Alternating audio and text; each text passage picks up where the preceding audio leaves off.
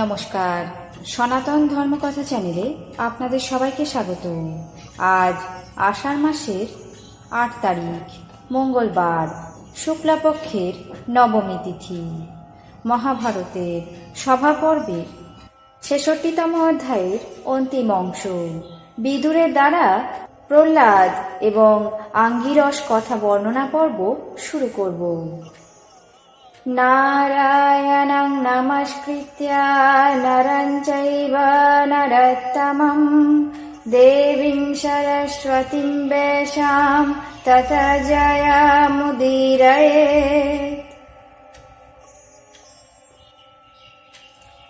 বিদুর বললেন, পূর্বে দৈত্যাধিরাজ প্রহ্লাদের পুত্র বিরোচন একটি কন্যার জন্য অঙ্গিরা মুনির পুত্র সুধন্যার প্রতি উপদ্রব করেছিলেন। তারা পরস্পর আমি জ্যেষ্ঠ বলে কন্যা লাভের আশায় প্রাণ পর্যন্ত পণ করে মহারাজ প্রহ্লাদের কাছে গিয়ে বললেন, হে দৈত্যরাজ, আমাদের মধ্যে কোন ব্যক্তি শ্রেষ্ঠ? আপনি এই বিবাদের মীমাংসা করে দিন, মিথ্যা বলবেন না। প্রহ্লাদ সেই বিবাদে ভীত হয়ে সুধন্যার প্রতি দৃষ্টিপাত করলেন।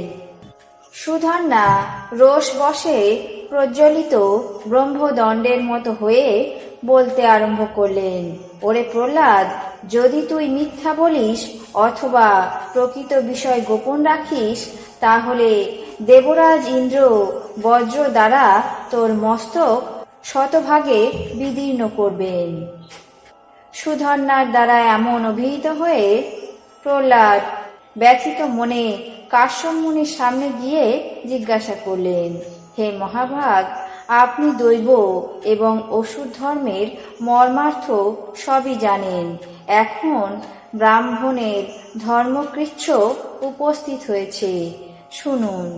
যিনি প্রশ্নের প্রকৃত প্রত্যুত্তর না দেন অথবা জেনেও মিথ্যা বলেন, পরজন্মে কোন কোন লোক তার ভাগ্যে থাকে বলুন। এ বিষয়ে আমার সম্পূর্ণ সংশয় হয়েছে। কাশ্যপ মুনি বললেন, হে প্রহ্লাদ, যে ব্যক্তি জেনে শুনেও কাম, ক্রোধ এবং ভয় প্রযুক্ত প্রশ্নের প্রকৃত প্রত্যুত্তর না দেয় এবং যে সাক্ষী মিথ্যা সাক্ষ্য দেয়, তারা সহস্র সংখ্যক বারুণ পাশ দ্বারা সংযত হয়। প্রতি সংবৎসরে তাদের এক একটি পাশ বিমুক্ত হয়ে থাকে। অতএব হে প্রহ্লাদ, সত্য জেনে সত্যই বলবে। ধর্মকে অধর্ম দ্বারা অনুবিদ্ধ হলে ধর্মের কোনো হানি হয় না, কিন্তু যে সমস্ত সভাসদগণ সেখানে উপস্থিত থাকেন তাদেরকেই অধর্ম স্পর্শ করে। যারা নিন্দিত ব্যক্তিকে নিন্দা না করেন, সেই অনিন্দবাদীদের মধ্যে যিনি সর্বশ্রেষ্ঠ, তাকে অধর্মের অর্ধাংশ, কর্তৃপক্ষীয়দের 1/4 এবং সদস্যদের 1/4 প্রদান করে থাকে।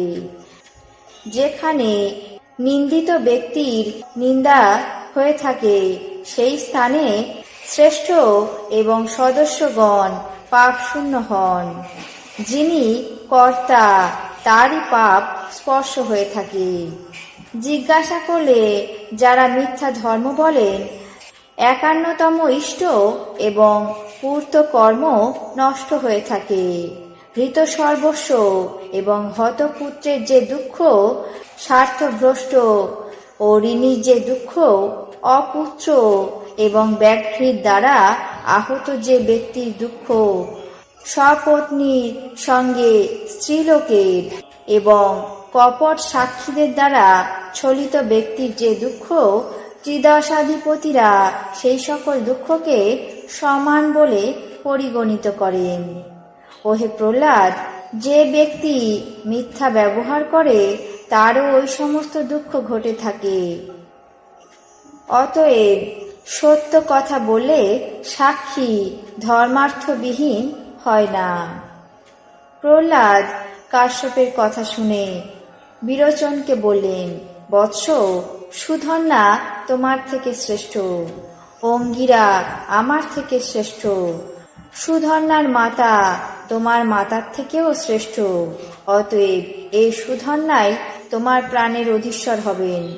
সুধন্যা বললেন, হে প্রহ্লাদ, পুত্র স্নেহ পরিত্যাগ করে যখন ধর্ম স্থাপনে ব্রতী হয়েছ, অতএব তোমাকে আশীর্বাদ করি, তোমার পুত্র 100 বৎসর জীবিত থাকবে।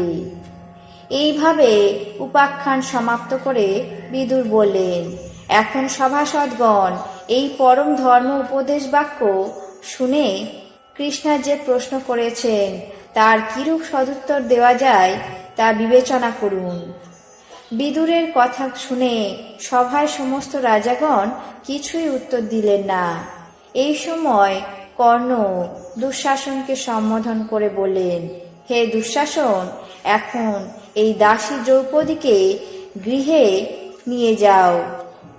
কর্ণের আদেশ শোনা মাত্র দুঃশাসন কম্পিত দ্রৌপদীকে সভার মধ্যে থেকে আকর্ষণ করতে লাগলেন। আজ মহাভারতের সভা পর্বের 66তম অধ্যায়ের অন্তিম অংশ বিদুরের দ্বারা প্রহ্লাদ অঙ্গিরস কথা বর্ণনা পর্ব এখানেই শেষ করছি। বাকি অংশ আগামী পর্বে পাঠ করে শোনাব।